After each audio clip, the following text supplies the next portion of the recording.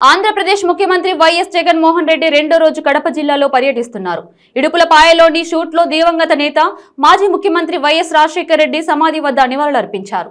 CM Jagan వెంట మంత్రులు, ఎమ్మెల్యేలు, ఎంపీలు, ఎమ్మెల్సీలు, అధికారులు ఉన్నారు. అనంతరం అక్కడి నుంచి బయలుదేరి పులివెందుల వెళ్లి జగన్ పలు అభివృద్ధి పనులకు ప్రారంభోత్సవాలు చేశారు. విజయ హోమ్స్ దగ్గర ఉన్న జంక్షన్ ను ప్రారంభించారు.